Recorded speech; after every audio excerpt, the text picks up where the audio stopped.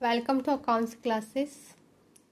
आज हम लोग लॉस ऑफ गुड्स का ट्रीटमेंट फाइनल अकाउंट में कैसे होता है उसके बारे में जानने वाले हैं। ओके, चैनल पे नए हैं तो सब्सक्राइब कर लीजिएगा, वीडियो पसंद आए तो लाइक कीजिएगा। ओके, चलिए शुरू करते हैं आज का टॉपिक। लॉस ऑफ गुड्स का ट्रीटमेंट फाइनल अकाउंट में कैसे करते हैं उसी के बारे में आज हम लोग देख रहे हैं। लिखा गया है कि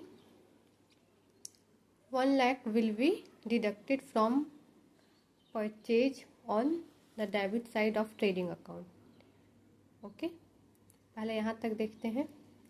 1 लाख का जो अमाउंट है उसे कहाँ से माइनस किया जाएगा, तो फ्रॉम परचेजेज। ठीक है, यानी परचेज से घटाया जाएगा। किसे? तो 1 लाख का जो अमाउंट है वो परचेज में से घटाया जाएगा। ठीक है, आगे on the debit side of trading account. ठीक है, okay, from purchase on the debit side of trading account. ये परचेज कहाँ आता है, तो ट्रेडिंग अकाउंट के डेबिट साइड में। ठीक है, तो जो 1 लाख रुपए है उसको परचेज में से घटाया जाएगा। और परचेज कहाँ रहता है, तो on the debit side of trading account, trading account के डेबिट साइड में। ठीक है, यहाँ तक क्लियर हुआ। अब आगे देखते हैं। ये 1 लाख में से 30,000 will be show on the debit side of profit and loss account. ठीक है, ये जो 1 लाख रुपए का जो अमाउंट है इसमें से 30,000 उसे कहाँ दिखाया जाएगा, तो डेबिट साइड में दिखाया जाएगा, प्रॉफिट एंड लॉस अकाउंट का। ठीक है, प्रॉफिट एंड लॉस अकाउंट के डेबिट साइड में दिखाया जाएगा ये 30,000। और 1 लाख में से 30,000 माइनस करने के बाद जो 70,000 बचा, इसे will be show on the asset side of the balance sheet. ठीक है, बैलेंस शीट के एसेट साइड में दिखाया जाएगा। ठीक है, तो क्लियर हुआ कि लॉस ऑफ गुड्स का ट्रीटमेंट फाइनल अकाउंट में कैसे करना है। फर्स्ट, सबसे पहले जो अमाउंट 1 लाख जो भी अमाउंट दिया रहेगा उसे परचेज में से माइनस कर देंगे। ठीक है, यानी ट्रेडिंग अकाउंट के डेबिट साइड में परचेज से घटा देंगे। और उसके बाद जो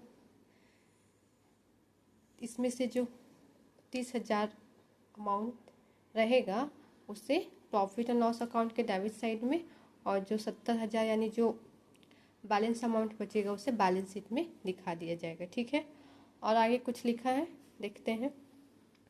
एज सच, इसी प्रकार the full amount of loss of goods is deducted from purchases. ठीक है, और इसी प्रकार बोल रहा है फुल अमाउंट, यानी जो ये 1 लाख है यह पूरा परचेज से डिडक्टेड किया जाएगा, यानी माइनस किया जाता है। ठीक है, आगे देखते हैं। Amount of claim admitted by the insurance company is show on the asset side.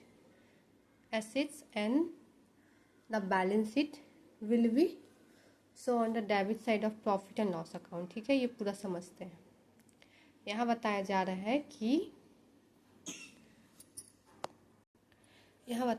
है कि the full amount of loss of goods, loss of goods का जो पूरा अमाउंट दिया रहेगा क्वेश्चन में, इज डिडक्टेड फ्रॉम परचेजेज, उसे परचेज से माइनस किया जाता है।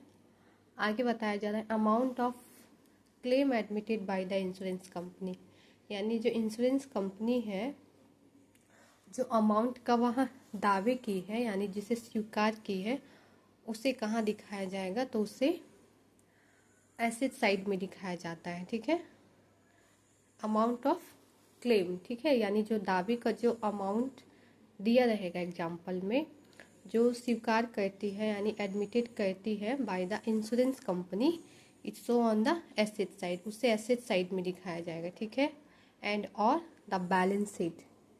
ठीक है, और जो बैलेंस बचा रहेगा एसेट साइड में दिखाने के बाद जो बैलेंस बचा रहेगा उसे will be show on the debit side of profit and loss account. ठीक है, जो बैलेंस बचा रहेगा उसे प्रॉफिट एंड लॉस अकाउंट के डेबिट साइड में दिखाया जाएगा। ओके, तो ये हम लोग ट्रीटमेंट देखे लॉस ऑफ गुड्स का। ओके, तो क्लियर हुआ कि कैसे लॉस ऑफ गुड्स का ट्रीटमेंट करना है। ठीक है, जब अमाउंट 1 लाख दिया रहेगा तो उसे डिवाइड करके हम लोग प्रॉफिट एंड लॉस अकाउंट और बैलेंस शीट में दिखाएंगे। ठीक है, इसी प्रकार जब full amount of loss of goods का उसे जो है डिडक्टेड किया जाएगा परचेज में से, ठीक है।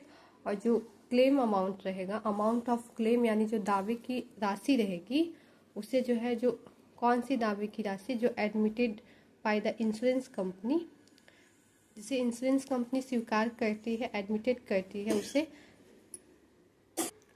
उसे जो है पहले एसेट साइड यानी बैलेंस शीट में, बैलेंस शीट के एसेट साइड में, और दूसरा जो बैलेंस रहेगा उसे प्रॉफिट एंड लॉस अकाउंट के डेबिट साइड भी दिखाया जाएगा, ठीक है।